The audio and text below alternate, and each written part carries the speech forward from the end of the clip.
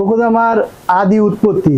কোকোদামা বনসাইয়ের একটি শৈল্পিক রূপ যা খুব অল্প মাটি ব্যবহার করে এবং একটি পাত্রের পরিবর্তে মূল বলটি স্টিনিং পাত্রে দিয়ে আবদ্ধ সংরক্ষিত নারিকেলের একটি স্তরের ভিতরে থাকে। এই আর্ট ফর্মটি 1600 খ্রিস্টাব্দের সময়কালে বিবেচনা করে এটি কল্পনা করা সহজ যে মাটির পাত্রগুলি আপনার বিশ্বস্ত আশেপাশের নার্সারিগুলোতে এখনকার মতন গাছপালা ছিল না। সেই স্মার্ট জাপানি ইনডোর গার্ডেনরা তাদের যা ছিল তাই দিয়ে তৈরি করে এখন আমাদের কাছে রয়েছে চমৎকার এবং রহস্যময় কোকোদামা। কোকোদামা হলো বাড়ির আভ্যন্তরে সবুজ আনার একটি উপায়। প্রায়শ প্রচুর আর্দ্রতা এবং পরোক্ষ আলো পছন্দ করে এমন গাছের সাথে ব্যবহার করা হয়। কোকোদামা হলো জাপানি দর্শনের প্রতিফলন যা প্রাকৃতিক অসম্পূর্ণতা এবং ক্ষণস্থায়ীর মধ্যে সৌন্দর্য খোঁজার ধারণা। কোকোদামার